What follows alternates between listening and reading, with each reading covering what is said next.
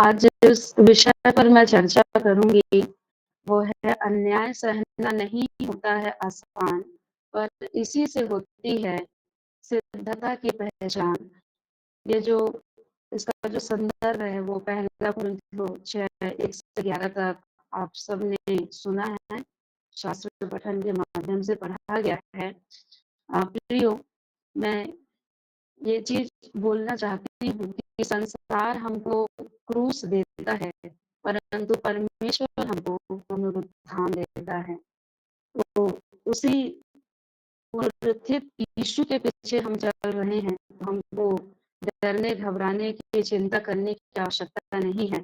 निश्चित तौर से करोसिया भैया की कविता ने हम सबको झकझोर कर रख दिया और भाव-विभोर कर देने वाली कविता है, लेकिन हम जानते हैं इसी के साथ हमें आशा मिली है और आज तक जैसे मुझे ही मेरा नाम आचार्य पूनम साहू है, विश्वासी मंदिर जाते 18 वर्ष हो गया और लगातार संगति के माध्यम से मैं ये नहीं कहूँगी कि बहुत सिद्ध या परिपक्व हो गई हूँ, मैं अभी सीख रही हूँ, परंतु प्रियो इतनी तो हम इतनी बातें तो हमें सिखा दी गई है कि अगर ऐसी समस्या आए तो हम कैसे उसका सामना कर सकते हैं, कैसे ढाँढस बाँध सकते हैं और उस सिद्ध जो यीशु है, सिद्ध परमेश्वर है, उसकी ओर कैसे हम निहार सकते हैं।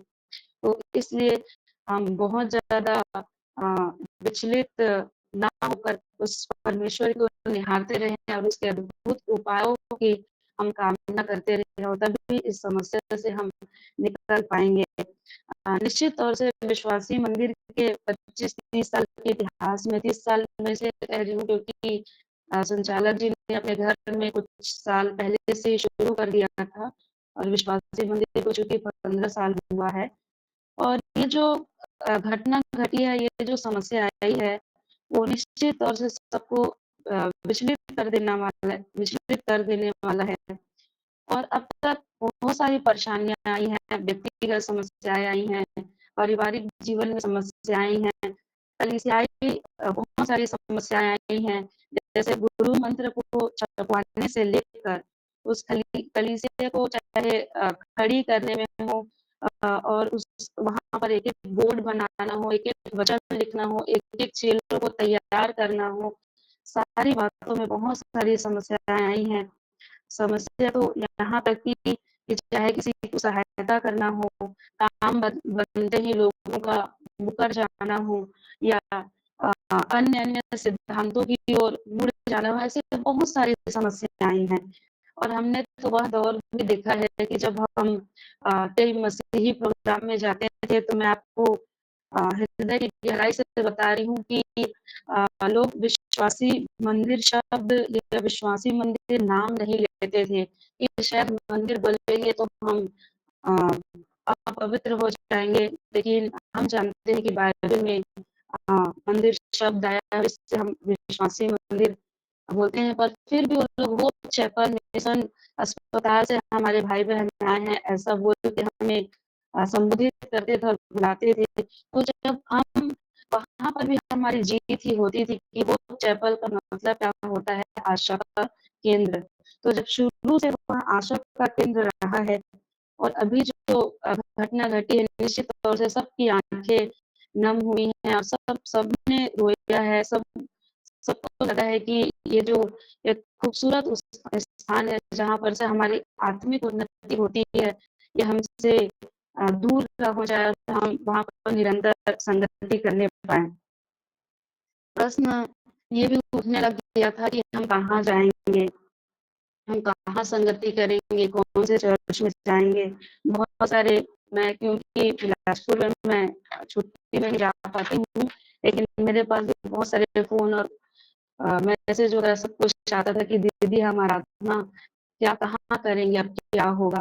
मैं वही जवाब देती थी कि वही होगा जो मंज़ूर खुदा होगा।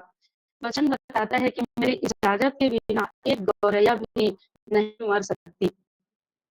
तो क्या यह बिना परमेश्वर की इच्छा की सारी जो घटनाएँ हैं वो घट गई? नहीं प्रियो, पर हमारा विश्वास यहाँ तक होना चाहिए कि जो तोड़ सकता है वह जोड़ भी सकता है और बेहतर बना के दे सकता है। क्या इस पर आप विश्वास करते हैं? तो निश्चित तौर से आप अपने मन में कहें आमीन। वचन यह भी बताता है कि जहाँ-जहाँ तेरे कदम पड़े, वह लोग आमीन। और वह स्थान तुझे दे दिया जाएगा। जहाँ-जहाँ वह तेरे कदम पड़े, वो लोग और वो स्थान दे दिए जाएँगे। आप याद कीजिए, जब विश्वासी मंदिर में हज़ारों विश्वासियों के कदम लाखों बार पड़े हैं, तो क्या उस स्थान को या उससे बेहतर या उसी स्थान को अच्छा करके कानूनन रूप से क्या परमेश्वर हमको नहीं दे सकता? दे सकता है, अवश्य दे सकता है। वचन जकर्याह 2:8 में लिखा है, जो तुझे छूता है वो मेरी आँख की पुतली को छूता है। तब जो कार्यवाहियाँ हुई हैं, उससे तो कई हज़ार आत्माएँ प्रभावित हुई हैं। जब एक के छूने से सीधा कोई परमेश्वर की आँख की पुतली को छू रहा है, या इसको हम बोलते हैं आँख को कुचलना, और दर्द होता है अगर कोई आँख को कुचल दे, कोई छू दे तो। तो बताइए, क्या इतनी सारी आत्माएँ प्रभावित हुई है, इतने सारे लोगों को जब छुआ गया है, तो क्या परमेश्वर की आँखें नम नहीं हुई होंगी? या क्या परमेश्वर हाथ पे हाथ धरे बैठे हुए होंगे? क्या वो हमारे लिए उपाय नहीं कर रहे होंगे? क्या इतने सारे अपने बच्चों को वो यूँ ही छोड़ देंगे? क्या परमेश्वर के दास हमारे संचालक जी का मान-सम्मान, क्या परमेश्वर का मान-सम्मान नहीं है? क्या परमेश्वर की महिमा नहीं है? मेरे प्रियो, आप विश्वास कीजिए, परमेश्वर हमको और बेहतर कलीसिया या उस होप चैपल को और भी अच्छा करके हमको देने जा रहे हैं। आप बस आपको विश्वास करना है। हम अन्याय पहली बार नहीं सह रहे हैं। हम अन्याय पहली बार नहीं सह रहे हैं। देखिए, जब प्रारंभ में हुआ था कि हम मंदिर शब्द हटा दें, लोगों ने कहा कि हम वचन को लेकर सुप्रीम कोर्ट तक जाएँगे कि हमारे भी तो बाइबल में मंदिर शब्द लिखा है। मंदिर के संचालक जी ने बोला, "अरे भाई, मंदिर शब्द हटा भी दे, तो काम तो वही होगा यहाँ से।"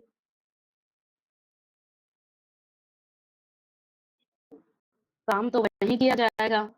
मंडली लिख दिया, हमने कलीसिया लिख दिया, तो क्या आज काम बंद हो गया था? नहीं हुआ था। लोगों ने बोला गुरु मंत्र में संशोधन कर दे एक बार, पकड़ में आ गया था ये बातें आपने लिखी है गलत है, तो उसमें भी संशोधन हमने कर दिया, जबकि उसमें सब कुछ सत्य और तार्किक बातें लिखी गई थी, फिर भी हमने संशोधन कर दिया। कई बार विरोध हुआ 2012 में, 2015 में, 2019 में बहुत सारे पुलिस फ़ोर्स और न जाने क्या कुछ नहीं हुआ, सब कुछ हुआ। छोटे-मोटे बहुत सारे विरोध तो हम सहते रहे हैं, थाने जाना पड़ा, चले गए। लेकिन अब ये जो शैतान का जो हथियार जो उसने प्रयोग किया, ये अब उसका अंतिम वार था कि प्रशासनिक, कानूनी आला अधिकारियों को सबको लगा दिया और कहा, "अरे भाई, अब मंदिर, होप चैपल को, उस स्थान को जो मूल है, जो जड़ है, इनकी संगति करने का जो स्थान है, कृपया इसे ही हटा दो।" अब ये कैसे जुड़ेंगे, कैसे बचेंगे, कैसे बचाएँगे? जब इनकी संगति ही भंग कर दें, तो फिर ये तितर-बितर होकर रह जाएँगे।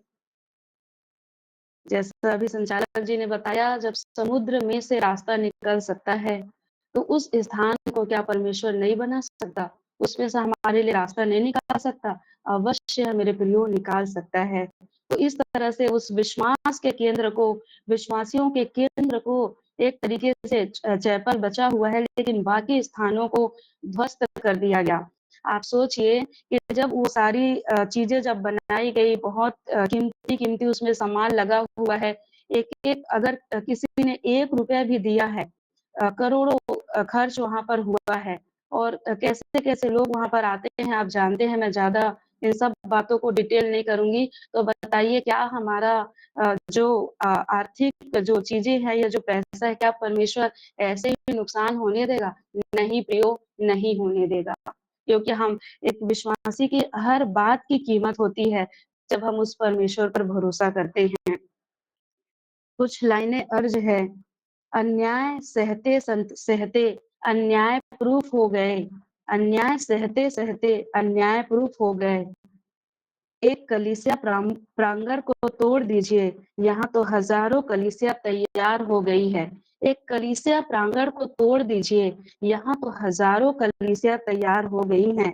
हम तो ईशय की वो ठूँठ हैं, हम तो ईशय की वो ठूँठ हैं, जो फिर से फूट निकलेंगे। जैसे आग में तप कर सोने की तरह फिर से निखरेंगे, जैसे आग में तप कर सोने की तरह फिर से निखरेंगे। हम वो रोशनी के सुराग हैं जो अंधेरों को चीर कर निकलेंगे। हम वो रोशनी के सुराग हैं जो अंधेरों को चीर कर निकलेंगे। मेरे प्रियो, हम शांत रहने वाले लोगों में से नहीं हैं। ज्वालामुखी आप जानते हैं, जब उसको जितना दबाया जाता है तो एक समय वो बहुत विनाशकारी रूप में वो फट जाता है। तो उसी प्रकार से हम विश्वासियों को जितना दबाने की कोशिश करेंगे, हम विनाशकारी नहीं परंतु बचावकारी रूप में हम लोग फूट निकलेंगे, भड़क जाएँगे और कोई हमको रोक नहीं सकता। आप याद कीजिए जब प्रभु यीशु मसीह ने केवल 12 चेले बनाए थे और आज पूरी दुनिया में 7 अरब लोग हैं लगभग, जिनमें से 4 अरब लोग उसके मानने वाले लोग हैं।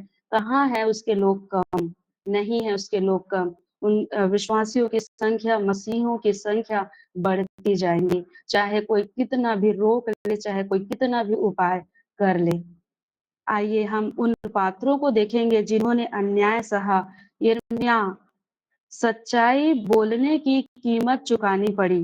जब वो प्रचार करते थे लोगों के बीच में, तब वो सताया गया। आप इसे यिर्मयाह 34 4 से 6 में पढ़ सकते हैं। कुएं के दलदल में डाल दिया गया कि वो वहीं दब के मर जाए। मनुष्य दबा सकता है, पर परमेश्वर अंत में आपको उठाता है। मनुष्य दबा सकता है, परंतु परमेश्वर अंत में उठाता है।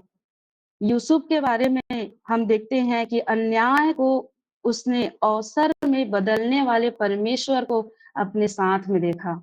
अन्याय को अवसर में बदलने वाले परमेश्वर को उसने अपने साथ में देखा।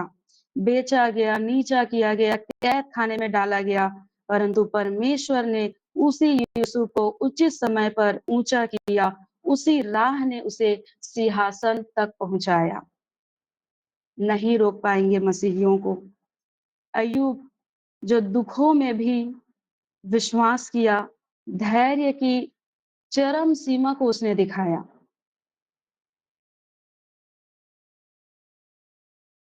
हम सोच ही नहीं सकते कि कोई इतने दुख में कैसे धीरज धर सकता है। क्या गलती थी अय्यूब की खरा होना, ईमानदार होना, परमेश्वर की उपासना करना, यही गलती थी उसकी। क्यों खराई से वो परमेश्वर की उपासना करता था, क्यों ईमानदार था। परंतु मेरे प्रियो, परमेश्वर ने उसकी हानि को दुगना फायदे में बदल दिया। और कभी-कभी परीक्षा पाप का परिणाम नहीं होता। मैं लास्ट टाइम जब गई थी चर्च में, मैं नहीं जानती कोई लाइन उन्होंने किसके लिए कहा, परंतु एक लाइन मैंने सुना उनसे कि जिस चर्च की नींव, जिस कलीसिया की नींव अपवित्रता से शुरुआत होती है, उसे परमेश्वर ध्वस्त कर देता है। ये बातें मैं क्या करूँ, इंसान हूँ, मैं भी मंदिर से जुड़ी हुई हूँ, मैं गर्व करती हूँ, जब मैं अपने आप को विश्वासी मंदिर का कहती हूँ तो, परंतु ये बातें मुझको चुभ गई कि क्या हमारी कलीसिया की नींव अपवित्रता पर पड़ी हुई थी? तो मुझे उत्तर मिला कि कभी-कभी परीक्षा पाप का परिणाम नहीं होता, अपवित्रता का परिणाम नहीं होता, परंतु महिमा का परिणाम होता है। परमेश्वर हमको महिमा दिलाने वाला है। दाऊद जो है परमेश्वर को हर समय अपने जीवन में सर्वोत्तम समझता था। शाऊल उसका सबसे बड़ा विरोधी था। मारने के लिए कई बार उसने चाहा, लेकिन वो किस लिए बच जाता था? क्योंकि परमेश्वर जो बचाने वाला है, वो उसके साथ था। दानियेल जो सत्य के साथ स्थिर खड़े रहा, परमेश्वर ने उसको सिंहों की माद से बचाया। हम लोग गाना भी गाते हैं कि बघवा बैठे रहिस कुकुर समान, है ना? उसके जो सिंह है, जो शेर है, उसके मुँह को बंद कर दिया गया था। वो हाथ तक नहीं लगाया, वो कुछ नहीं कर पाया। और जो दानियेल है, वो वीर पराक्रमी योद्धा बनकर वहाँ से निकला और उसका परमेश्वर पूरे नगर का परमेश्वर हुआ। मेरे प्रियो, आज इन बातों को, इन घटना को बहुत न्यूज़ चैनल में और न्यूज़पेपर में सब लोगों ने पढ़ा है। मैं आपको कहती हूँ कि जितने लोगों ने पढ़ा है, उतने लोग, उससे कहीं ज़्यादा लोग आने वाले समय में उस परमेश्वर की महिमा भी कर पाएँगे। क्योंकि ये जो घटना है, मैंने जैसे आपको पहले ही कहा कि इससे पहले हमने व्यक्तिगत जीवन में समस्या, पारिवारिक जीवन में समस्या, कलीसियाई जो अंदर की जो समस्याएँ हैं, उसका हमने सामना किया था। लेकिन ये तो ऐसा हुआ कि लोग कहने लग गए, इमली भाटा से भी बहुत सारे लोग मुझे बताएँ कि कैसे आपका मंदिर तो बंद हो गया, पहले इमली भाटा का बंद हुआ, अब वहाँ का बंद हो गया। मैं बोली कोई बात नहीं, वही परमेश्वर है जो फिर से खोलेगा और लिखा है ना कि हर आँख उसे देखेगी और हर व्यक्ति उसके सामने घुटना टेकेंगे। तो जब ज़्यादा कोई बड़ी समस्या भी आती है, तो उससे कहीं अधिक परमेश्वर हमें उसके द्वारा महिमा भी प्रदान करता है। आप याद कीजिए शद्रक, मेशक, अबेदनगो को, जो परमेश्वर ने उनको आग में जाने से नहीं बचाया, परंतु आग के बीच में बचाया। बिना युद्ध लड़े मैदान से किनारे बैठे रहें और हम चाहते हैं कि हमारी जीत होगी। मसीही जीवन में यह संभव नहीं है। आपको मैदान में जाना पड़ेगा। शैतान से मल्ल युद्ध लड़ना पड़ेगा। शद्रक, मेशक, अबेदनगो आग के बीच में से निकल कर आ गए और वहाँ से जब निकल कर आए, तो वो क्या बन गए? फायर प्रूफ बन गए, अग्निरोधक बन गए। कौन जला सकता है? कुछ लाइनें हमारे संचालक जी कहा करते हैं कि नदियाँ नहीं डुबा सकती तुझको, ना जला सकती है आग। ऐ सोने वाले जाग, मुर्दों में से जी उठ और हम मुर्दों में से जी उठे हुए लोग हैं। और इसलिए जैसा कहा जाता है ना कि जब बोलेंगे तो हम कफ़न फाड़ के बोलेंगे और वही शैतान तो ये कह रहा है कि इनके ऊपर कफ़न डल गए, तो मर गए, ये तो मुर्दे हो गए। पर वो नहीं जान रहा है कि हम लोग कफ़न फाड़ कर बोलने वाले लोग हैं। यूहन्ना बपतिस्मा दाता का सर भी जब काट दिया गया, तब भी उसमें से आवाज़ आती थी।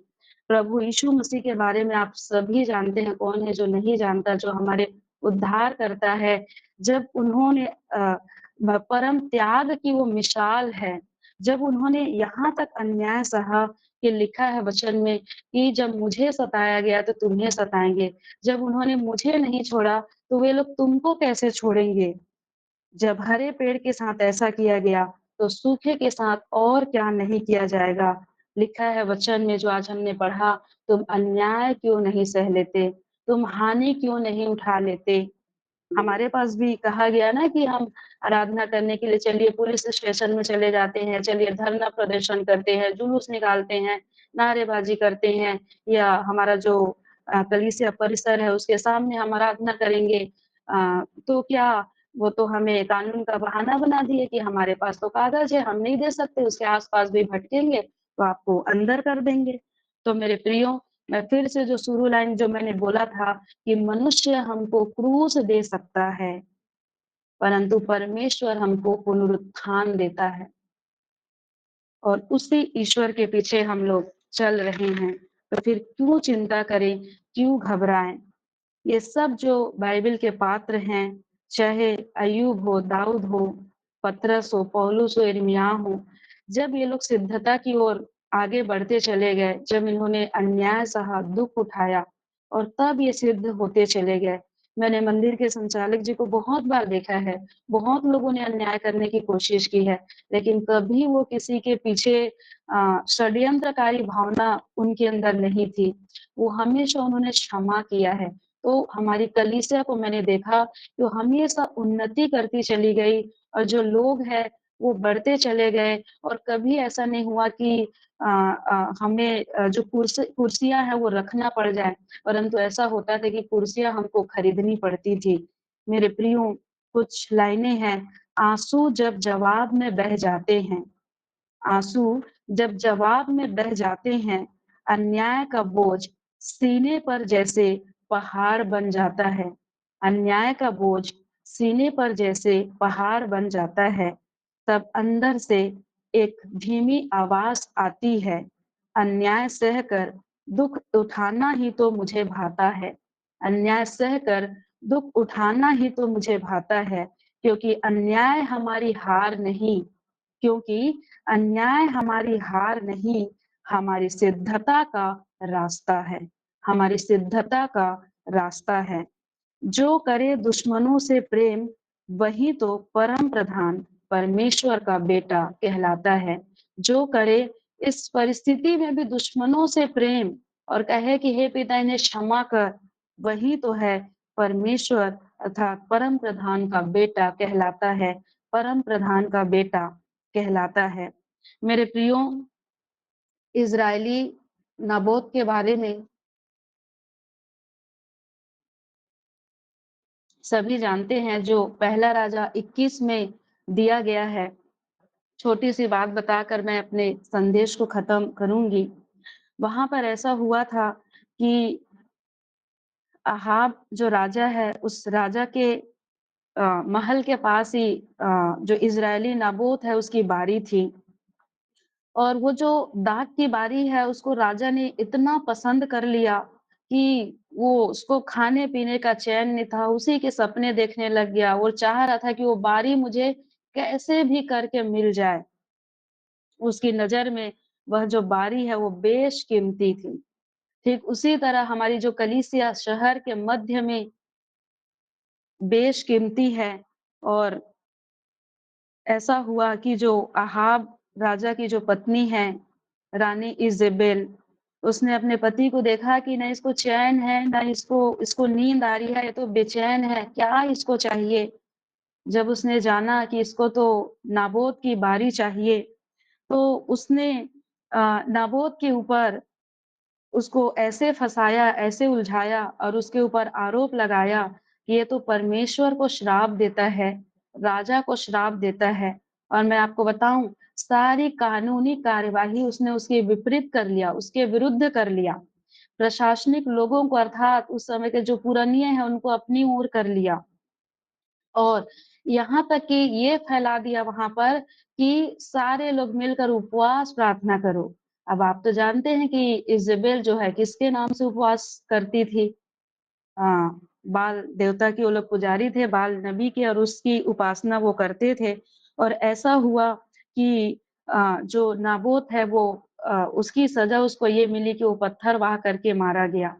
वो चाहते तो बारी को सीधा-सीधा हड़प सकते थे, लेकिन देखिए षड्यंत्रकारी दिमाग को देखिए, बुद्धि को देखिए कि उसको ऐसा षड्यंत्र वो उन्होंने रचा कि एक ही बार में बोलते हैं ना, ना रहेगा बाँस, ना बजेगी बाँसुरी। तो उसी प्रकार से स्थिति हो गई कि नाबोत को पूरी तरह से चारों खाने चित्त कर दिए, उसको तबाह कर दिए, बर्बाद कर दिए। मेरे प्रियो, वचन में हालाँकि हर चीज़ नहीं लिखा है, लेकिन हम विश्वास कर सकते हैं कि वो तो शहीद हो गया।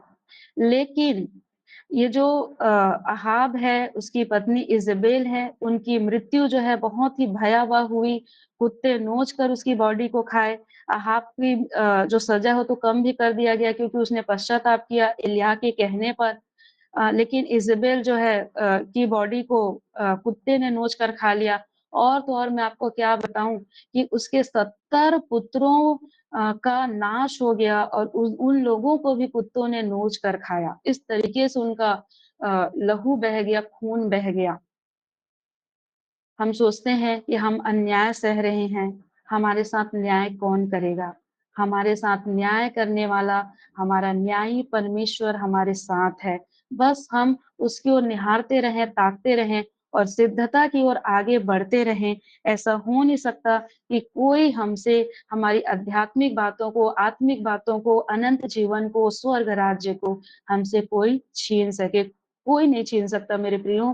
ठीक उसी प्रकार से जब नाबोत ने मना किया था कि इसको तो मुझे यहोवा परमेश्वर ने दिया है, मेरे पुरखाओं का भाग है, मैं इसे नहीं दे सकता क्योंकि इज़राइली नियम के अनुसार से जो इज़राइलियों से जो उनको मिला था, वो उसे बेच नहीं सकते थे। ठीक उसी तरह से जैसे हमारे मिशन कंपाउंड को हम देखते हैं कि कुँवारी स्त्रियाँ घर-परिवार, संपत्ति, देश सब कुछ छोड़कर उन्होंने वहाँ पर सेवा किया, मेहनत किया और एक ऐसी सेवा की मिसाल उन्होंने कायम किया कि ना जाने कितने लोग वहाँ से बचाए गए हैं। चाहे हॉस्पिटल की ओर से, चाहे आध्यात्मिक जो वो केंद्र हमारे लिए बना, उसकी ओर से बहुतेरे लोग वहाँ पर बचाए गए हैं। और लेकिन इस तरीके से जब स्थिति जब हुई, तो हम सोचेंगे कि कहाँ गया हमारा परमेश्वर? क्या उसकी आँखें नहीं देख रही है? मेरे प्रियो, उसकी आँखें लिखा है भजन संहिता 15 में, उसकी आँखें तो सीसीटीवी कैमरे से भी और उत्तम है, वो तो दिन भर हमको देखते रहता है, सुनते रहता है और स्वर्ग से हमारी प्रार्थना का जवाब हाँ और आमीन में देता है। पल भर का हल्का-सा क्लेश हम सभी के लिए अनंत महिमा उत्पन्न कर सकता है। तो हम क्यों ना अन्याय सहे और सिद्धता की ओर बढ़ते चले जाएँ। परमेश्वर आप सभी को बहुतायत की आशीष दे।